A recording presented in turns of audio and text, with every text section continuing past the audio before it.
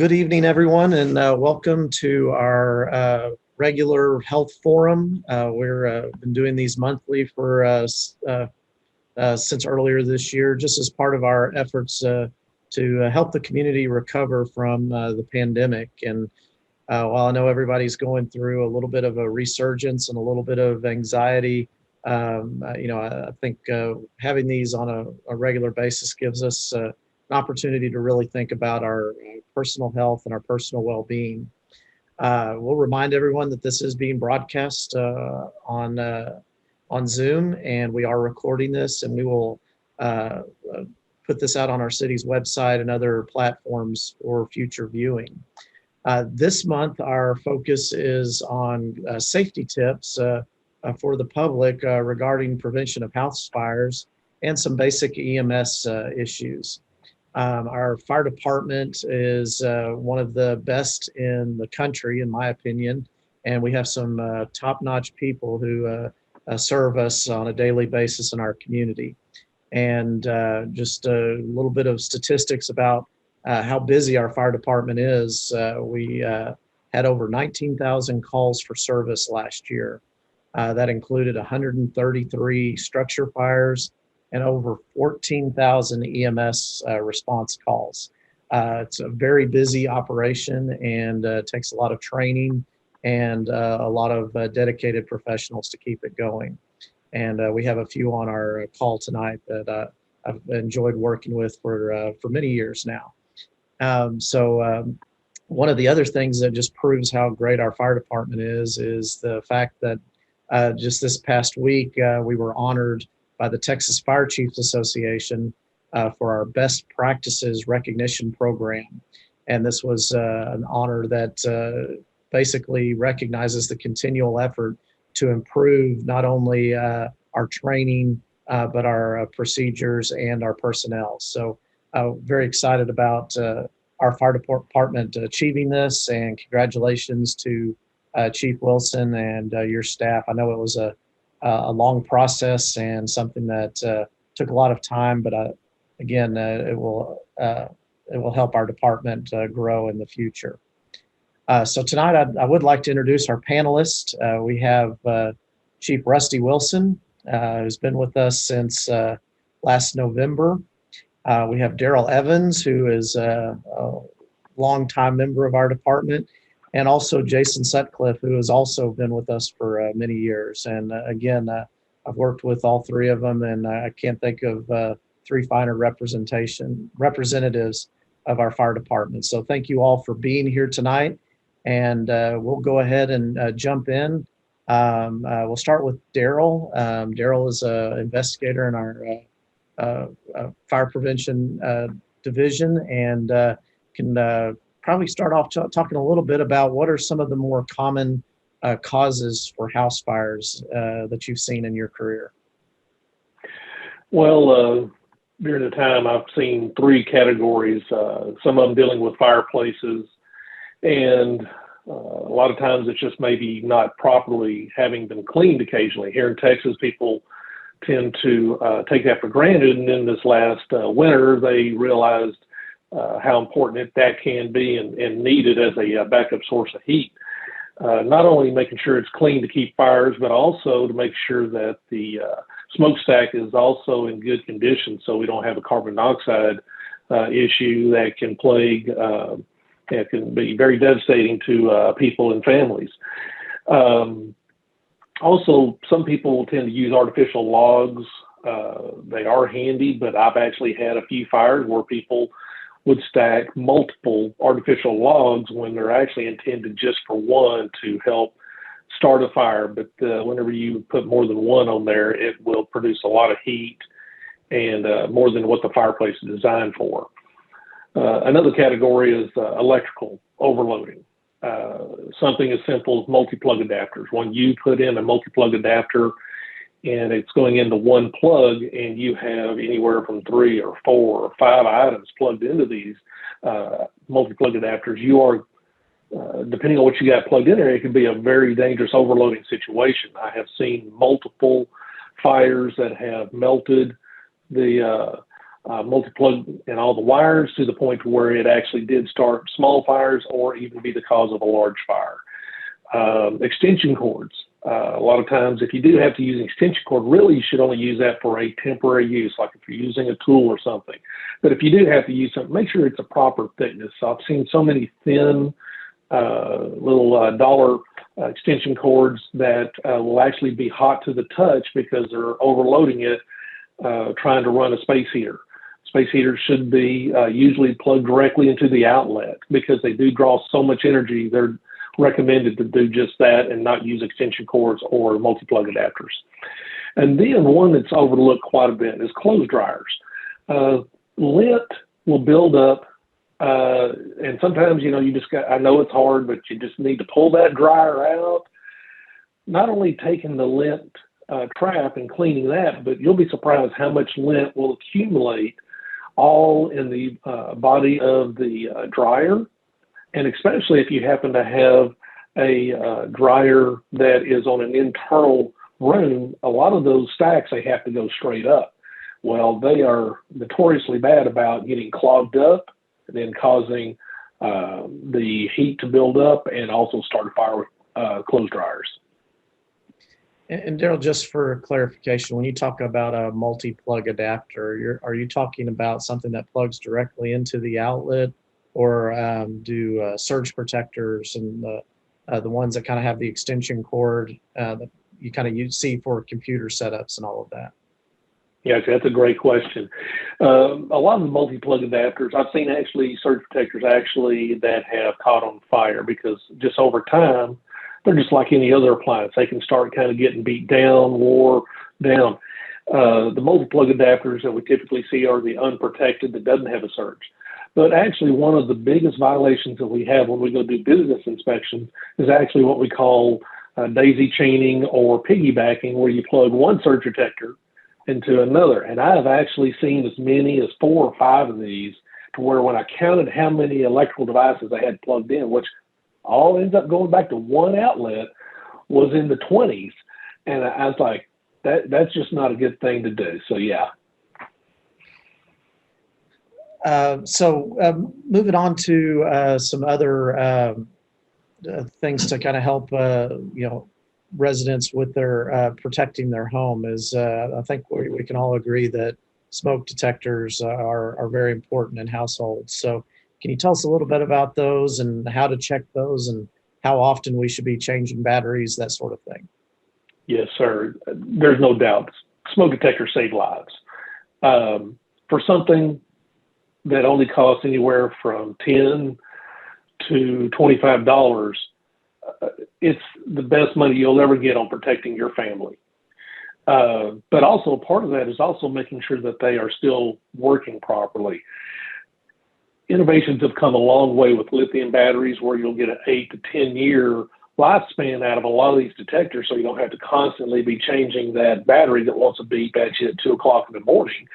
However, you still want to be in a habit of checking that smoke detector to make sure that it's still working properly.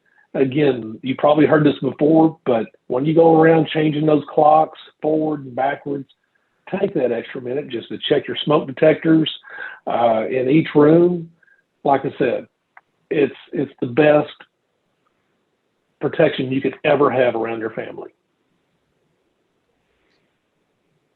So a lot of people and a lot of insurance companies recommend having fire extinguishers. Is that something that you've seen residents have, or what is your advice on a fire extinguisher? Well, yeah, fire extinguishers are a great thing to have if you feel comfortable using one, and making sure that you have the right type. Sometimes if you're not familiar with how to handle a fire extinguisher, you could actually, like let's say a grease fire on the stovetop. Well, that grease is on fire. Well, if you start trying to put a fire extinguisher on it, you could actually blast all that burning grease, and you could actually splatter that around and actually spread the fire. So make sure that, one, you're comfortable with handling one. But the main thing is we would love more citizens that are interested in being a firefighter to come join the fire department and check into it. However, I don't want to encourage somebody to do something that they're not comfortable with. Call 911, get out of the house. But in this day and age of YouTube, I love the opportunity to be able to see how to fix my car. Well, the same thing. There's a lot of great videos on there that gives you tips and tricks on how to use a fire extinguisher properly. But again, don't do that if you don't feel comfortable. Well, and I think that kind of leads us into another question on preparedness. And so, is there some advice that you can give to residents to better prepare themselves and their families for a potential fire in their house? Oh, unquestionably. Just like right now, you have kids going back to school, and one of the first things they do, amongst a lot of things, is, okay, let's perform a fire drill. You know, they have to kind of say, okay, here's where I'm at in the school. And then they all learn the different paths that they need to do to get out of school. Well, the same as at home, especially if you have children. But even if you don't have children, go to each room and say, okay, if I have to get out and I'm trapped in this room, how can I get out? Well, that window, it's never been opened up in 10, 15 years. Can it work? Talk with your children. You know, have them come in there and talk with them. And don't take for granted that when you told them last year, you know, these kids, they're growing up. They get a lot of information being taught to them each year. And again, it's always good to go over these items every year. I love it whenever I have children draw up the house, and it's okay. Where do we need to go out? Do they feel comfortable? If you have a 2-story, you know, you need to figure out what is the best way to get help, some things to do. Another thing is that, especially if those smoke detectors are working, but even if they're not, and that smoke, they see that smoke, so many people, the injuries and fatalities a lot of times are not from being burned, but it's from the smoke inhalation. Some people don't realize just to get low, because that smoke is going to settle up high. Get low and go. And I love it. You know, it sounds like a Sesame Street thing, but it's so true. You know, stay low and go. And then when you get out, stay out. Again, so many people would say, well, oh, my pet's in there, or family members in there. Well, this leads right into the next thing. Make sure you have a meeting place designated for you and your family. Now, granted, you don't want to have it towards a tree right there in your front yard. But if it's right there at the mailbox a little further down, or at your neighbor's tree, with their permission, of course, because there's going to be a lot of activity. When our firefighters show up, we're going to be approaching that house. We're going to be, you know, in the front yard a lot. But have that meeting place. And then also, you know, if we love pets as well, and if you got a pet in there, you know, let us be the ones that go in there and look. Don't try to go back and save your favorite pet or, you know, your toy or something like that. Discuss with the family, get out, stay out, and where to meet so we can do a head count, make sure everybody's out safely. Well, very good advice, Darrell, and I appreciate you sharing some of your expertise. And I'm sure there'll be some questions that will come in a little bit. So, but we're going to move on to Jason Sutcliffe, who's with our EMS division. And Jason, you want to kind of tell us a little bit about what your role is in the fire department in EMS, and then kind of, you know, talk about, you know, what residents can expect when they call 911. Oh, I'm Lieutenant. I'm the SDO, Ship Duty Officer, which means that I review all the runs that the ambulances go on, make sure that the guys are doing their jobs properly, which my job's really easy because we have really good medics. They do a really good job. They really do take care of the citizens. If you call 911, you can expect to have our guys come out there, our paramedics, and they'll check your vitals. They'll check, look at your symptoms, listen to what you're telling them, and they can give you advice, or if you want to go to the hospital, they'll definitely take you to the hospital.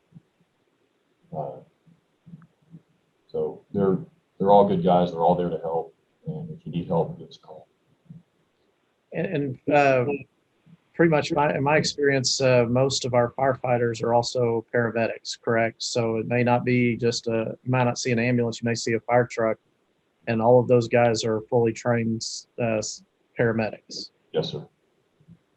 think that's some people don't realize that all the time, that who's showing up at the door. So, and when we first planned this discussion tonight, we were expecting August weather to be in the hundreds like it normally is in Texas. So, but we all know that it's going to jump back up pretty fast. So, we get a lot of have a lot of concerns with heat related emergencies, especially with kids out playing sports and people out doing yard work and other things. So, what are some of the common things that people need to look for when it comes to heat related issues, and what are some of the first steps that you need to take?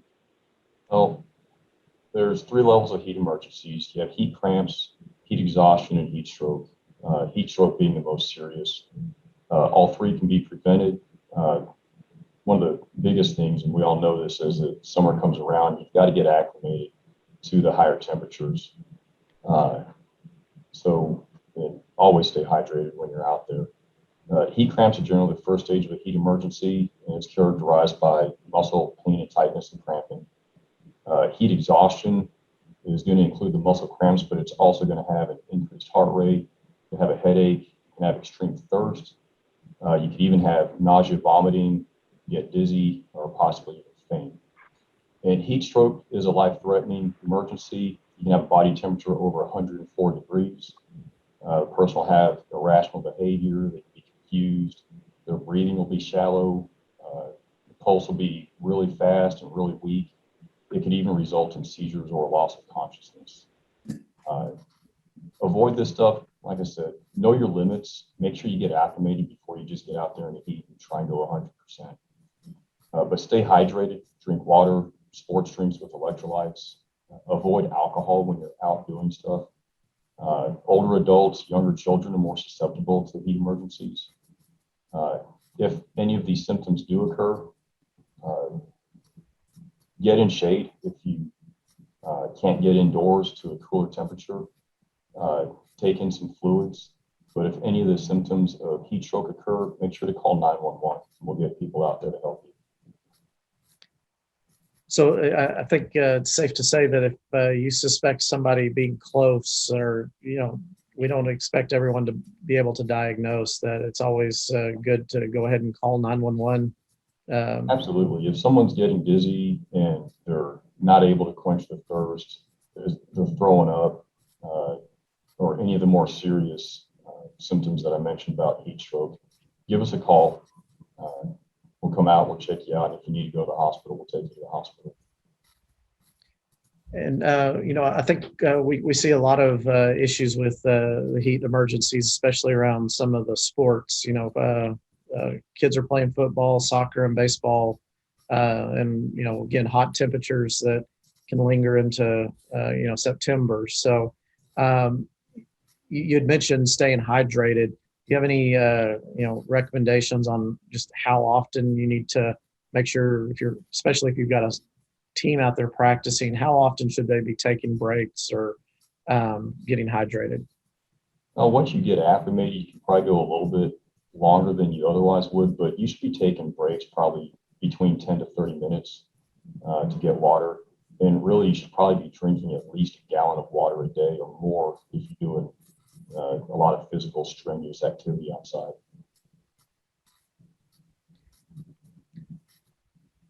Well, Jason, on some of the other tips we try to give in these health sessions are something that people can take with them as well. And so we've got a video on CPR, and we're going to show that here in a second. But I think, what I would ask is that, I think some people are kind of afraid on when to do CPR and all of that. And so do you have any, input on if you see somebody, Yeah, if you see somebody collapse or go down like that, first thing, check and see if they're breathing. Check on their neck, on their carotid, and see if they have a pulse. If they don't have a pulse, call 911, but also start have somebody call 911 and you can start compressions. And even if you don't give rescue breath, even if you don't do rescue breathing, excuse me, the compressions can help save their lives. Because generally you have enough oxygen in your system to last about 5 to 7 minutes. And if you call 911 real quick, generally we can be there within 4 to 6 minutes. So it really can be, if you learn CPR, it can be a lifesaver for the community. Well, I think I'm going to try to share my screen and show a very well-produced video featuring one of our firefighters on CPR. So.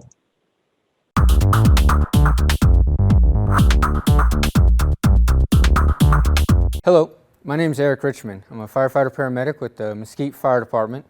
Today I'm going to be going over the basic steps of performing CPR on a person who you believe is in distress or in need of CPR. Now, I'd like to point out that the first and most important thing you need to remember is to call 911 anytime you believe a person is in distress. It's important to immediately call 911 in order to get resources on their way to you as quick as possible. Now, also keep in mind, if you believe a person is in need of CPR, if you find them on a couch or a bed or some other surface, you need to move them to a hard, level surface, such as this. So now that we've come upon our person, our victim, or we've moved them to the ground, we have a nice, hard, level surface. The important thing is to, again, call for 911 if you haven't done so already. And if there's someone else with you, have them go call 911. Make sure you point at a person, clearly determine who needs to do it, and tell them, go call 911.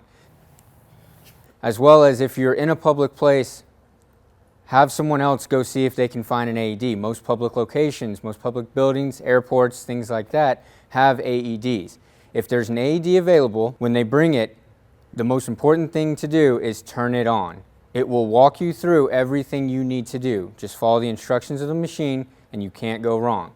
If you're at home and you don't have an AED, that's okay. We're still going to do CPR. We're going to focus on hands-only CPR. At this point, we need to determine if the person is truly unresponsive.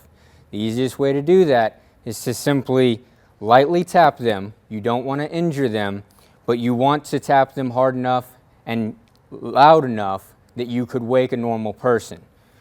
Sir, are you okay? I've had no response. This person appears to be unresponsive. The next thing I'm going to do is check for a pulse. 2 fingers, you can find a pulse on yourself on either side of the neck. Do not check both sides of the neck at the same time. You could occlude the carotid arteries. Simply take your fingers, find where you would on yourself, on the victim, apply slight pressure, and feel for a beating. This should take no more than 10 seconds to determine if there's a pulse or not. When in doubt, assume that there is not. Next, once we've determined if there's no pulse or there is, we need to determine if they're breathing. We're going to do this by look, listen, and feel. Again, like the pulse, this should take no more than 10 seconds to determine. What I mean by look, listen, and feel is we'll do all 3 things at the same time. We're going to look at their chest, looking for a chest rise and fall. We're going to listen if we can hear air coming out of their nose or mouth. And we'll also feel whether we can feel air coming out of the nose or mouth. In this position, I can both look, listen, and feel all in the same time and accomplish this in less than 10 seconds. Once we've determined that a person is unresponsive, not breathing, and has no pulse, we need to begin CPR. The way to begin this is to find the center of the person's chest. You should feel the bony prominence that is the sternum. Take the heel of your hand, place that in the center of the chest. Take your other hand, place it on top. You can interlace your fingers if that's most comfortable. Lock out your elbows, bringing the majority of your upper body weight in line with the victim. This will help support you and provide the most effective compressions. You'll begin compressions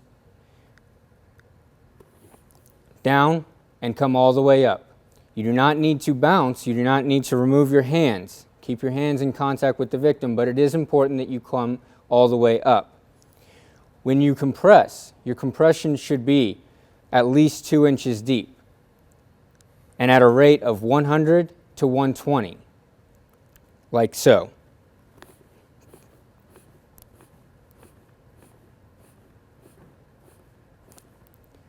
Once you've called 911, you can place the phone on speaker, or if someone else has called 911 for you, the call taker at 911 will walk you through these steps and can also help you keep a good rhythm. Again, continue doing compressions. Do not stop until help arrives and tells you to, or you can simply no longer go on. And that is the basics of performing CPR. Thank you.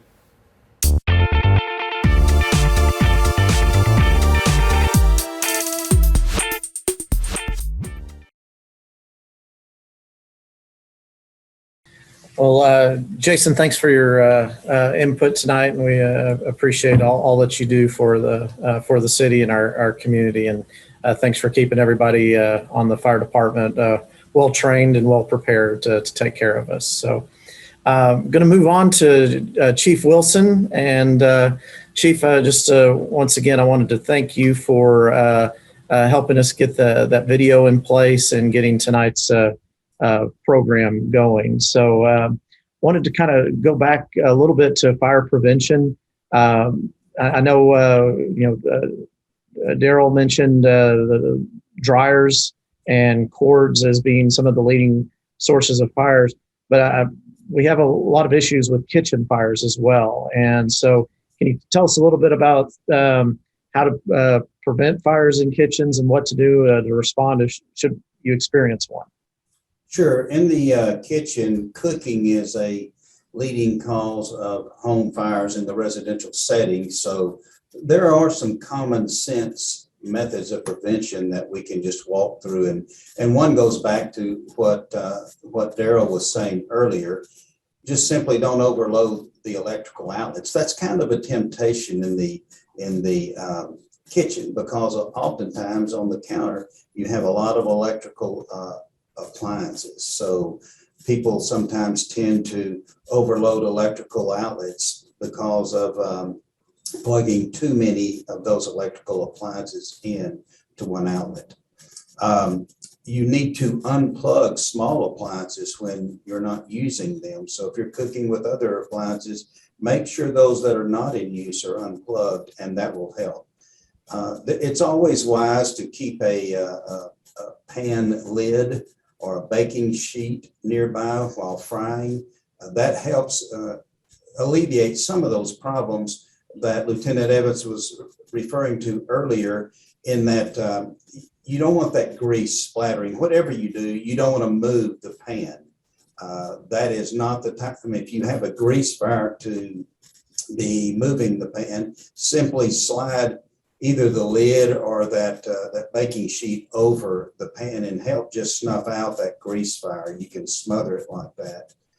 Make sure and move things away from the cooktop, away from the stove area, things that might burn, even pot holders and those kind of things that are commonly there on the counter. Make sure they have plenty of clearance between the stove and where they're sitting.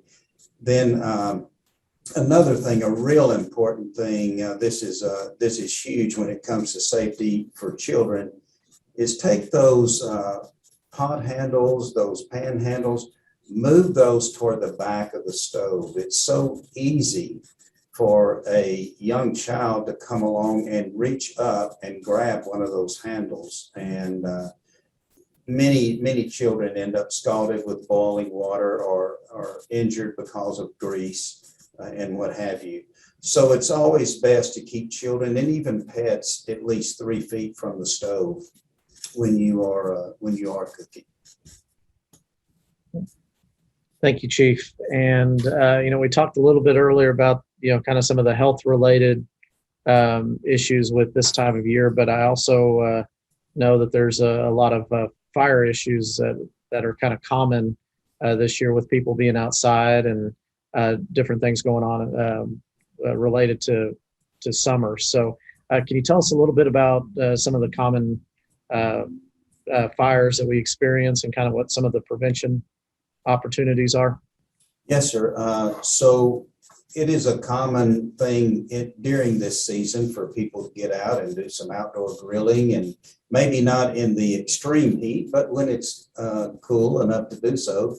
A lot of people like to do outdoor grilling. So there are some safety tips regarding that, especially when it comes to propane or charcoal grilling. Those grills, and it may seem a little odd for me to say this, but I'm going to say first and foremost, those need to be used outdoors always. Never up in the garage, certainly not indoors, but never up in the garage. They need to be used outdoors and outdoors only. And those grills should be placed well away from the home and away from any kind of overhangs, any eaves or deck railings, anything like that. Make sure there's plenty of distance, and then keep the children again and the pets 3 feet away from that grilling area. So you need to make sure and be mindful of that. Another thing is to be sure and keep the grill clean, and make sure that the grease is removed from it, because fat will build up on those grills and in those trays, and that can certainly cause a problem. Then again, you always want to keep the grill attended to. Never leave them unattended. Make sure that you are there watching and taking care of the cooking on the grill. Always make sure that your gas grill lid is open before lighting this. And I will also point out something that can be very dangerous on this, because I know of actually a firefighter who was using a propane grill, and it was one of the common types of propane grills.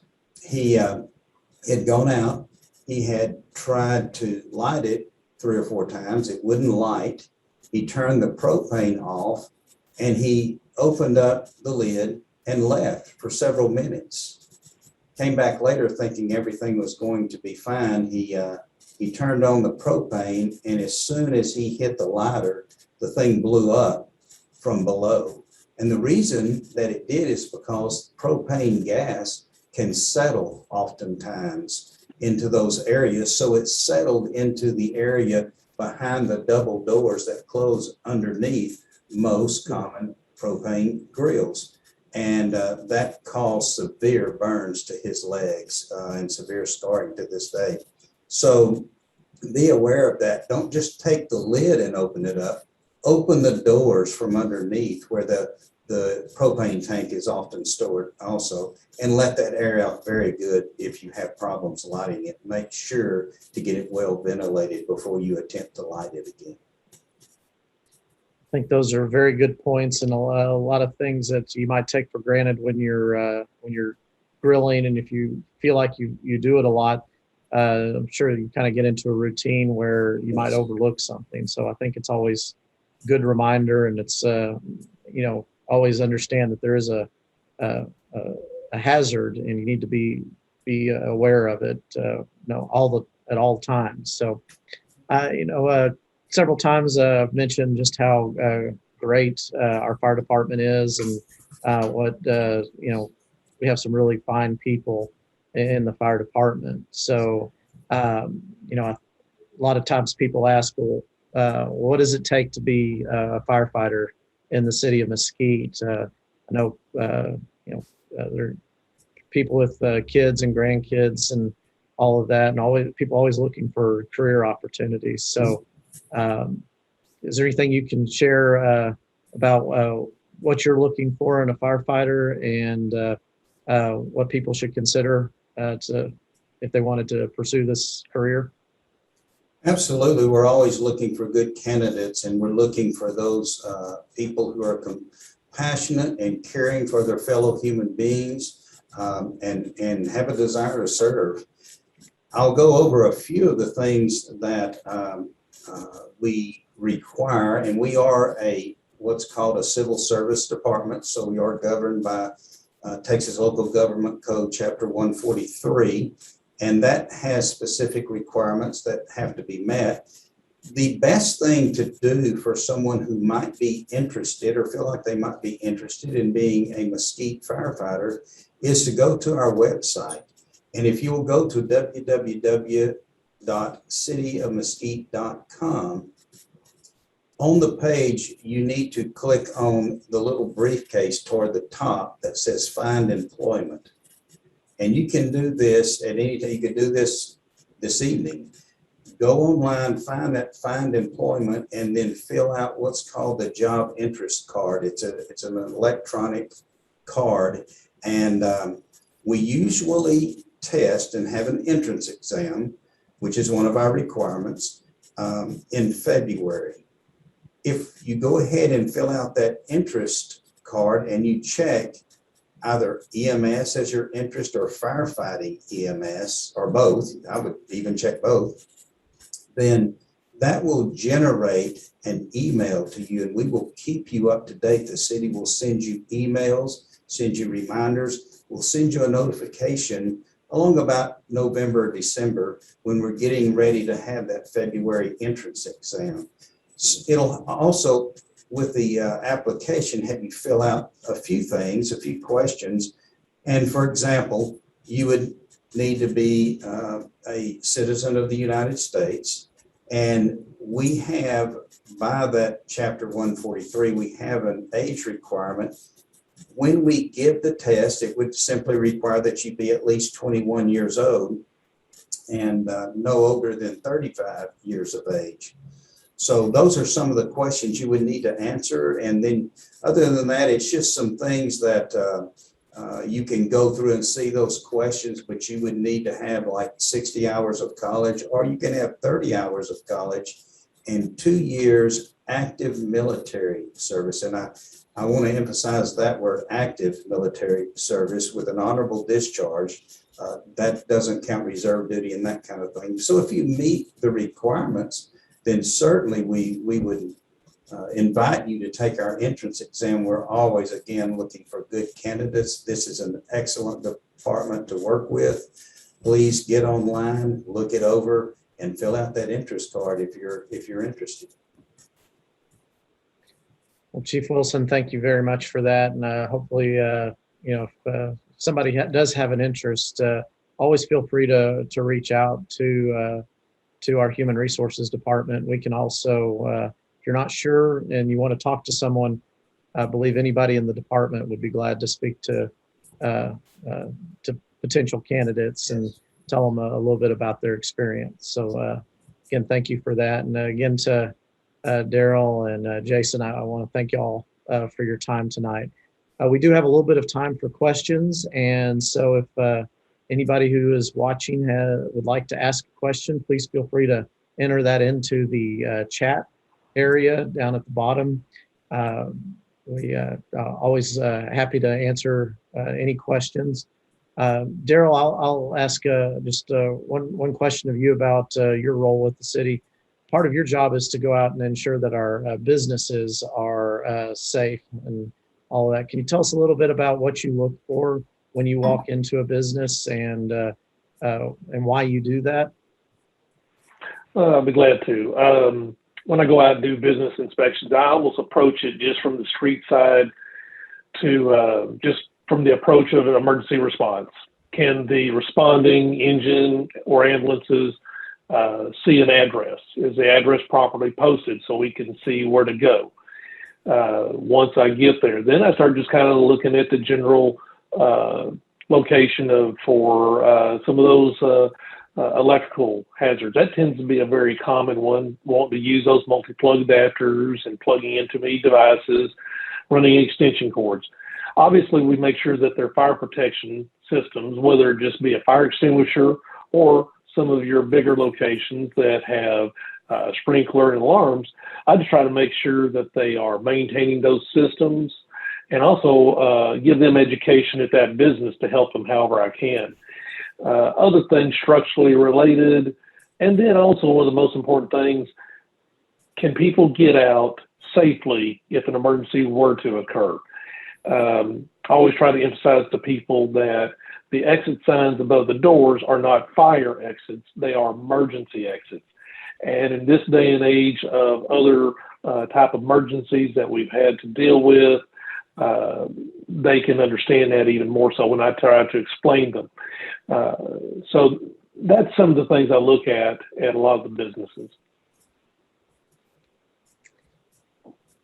And, how often are you visiting businesses, just so residents know kind of what your role is? Gotcha. We try to get around. We have a list of over 5,000 plus locations. We do try to get around once a year if at all possible. Sometimes that's not the case, especially with COVID that we had this last year. We had to kind of put a temporary halt on our visits. However, we do try to get around once a year. We also are at construction sites. We have a lot of growth going on in the city. We are constantly at those sites as well during the building process as well, to make sure that things are progressing along properly and that those fire protection systems are being properly installed. Well, I know it's there's a lot to do every year and a lot of businesses out there. So and it's also all the schools and in any building that the public gathers in. So stadiums and all of that as well. Yes, sir. Well, Jason, I had another question for you on the EMS side. So one of the things that I think I'm proud of is that we've been trying to be on the forefront of technology and education. And so can you tell us a little bit about our relationship with area hospitals and the fact that we, in a medical emergency, we do communicate with the destination hospital before we get there? Yeah, we're under the Viatel system. We do a lot of communicating with Viatel, let them know whenever we're going to the hospital. We also have the ability to contact the emergency department directly. Whenever we use our cardiac monitor and run a 12 lead to look at your cardiac rhythm, we can send that directly to the hospital. So if you're having a heart attack, we can send that to the hospital so they're prepared before we even get there to treat the patient. I think that's just, we were several years ago, we were part of a trial basis on those. And I think our department was chosen because of our expertise and our willingness to get better. And I think that's one of the compliments I'll give to everybody on this call and to everybody in the fire department. We are constantly looking for ways to improve and get better at our jobs and make the community safer. So Jason, one more question that came in. So we did talk a little bit about kitchen fires and grease fires and all of that. So if someone was to get a burn, minor burn and all of that, what is some of the first aid that you would recommend? If they have a minor burn, which would be one that doesn't have any blistering involved, cool off the area with water. Don't put ice on it because that can damage the skin. And then essentially you can treat it kind of like a sunburn, put a soothing aloe lotion or some of the lotions that are made for sunburns. But if it has blistering or anything more than that, I would probably suggest going to the hospital and getting it checked out. And sooner the better, correct? Yes. So, Rusty, Chief Wilson, you're the newest member on this call. So what can you tell us about kind of your observations of the fire department and some of the direction that you see us going over the next few years? Sure. From just an observation standpoint, I will concur with what you said earlier in this conversation. We have some of the finest men and women on this fire department that there is. I mean, they are very passionate about their job. They are well trained. They stay well trained. And we have accomplished a lot as a department. We are on the fire side, we're what's called an ISO 1 with a rating from the Insurance Services Office of number 1, the highest rating that you can have for here in the city. And as you mentioned earlier, we have just been recognized as having best practices. That is huge in our field because that is awarded only after an exhaustive audit by subject matter experts within the field that come in from around the state and audit your policies, your operations, and your practices. So that is extremely rewarding to have received that. And I'm very, very proud of that, very proud of our personnel because of that. We do have growth that is taking place. As we all know, out on the south side of the city, we are continuing to ready ourselves for that growth. We are growing as a department, we're growing as a city. And as we grow in the community, we want to grow with the community at the same pace so that we don't lessen our services to our citizens.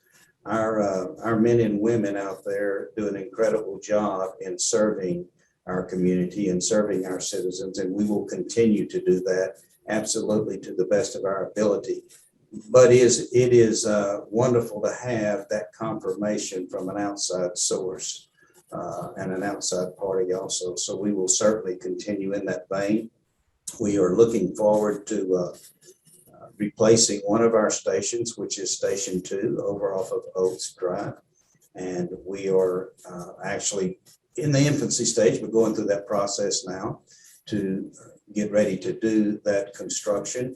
And then later we will be looking at an 8th station out on the south side to address the needs of the community that is growing out in that area. So we're looking forward to a busy next few years, but it's busy in a positive way. So we're looking forward to that.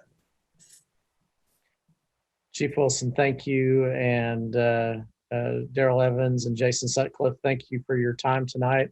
Really appreciate it. And I want to thank everyone for their attendance, and feel free to reach out to us if you have any questions after the call. We're always glad to tell you a little bit more about how the city operates and some of the things we do. We will be doing another health forum next month. It will be on suicide prevention and bullying prevention. And we want to encourage everyone to come out, join us on that webinar, and again, help make our community better. Again, my name is Cliff Gahely. I'm the city manager, and thank you for being with us tonight. Thank you. Thank you.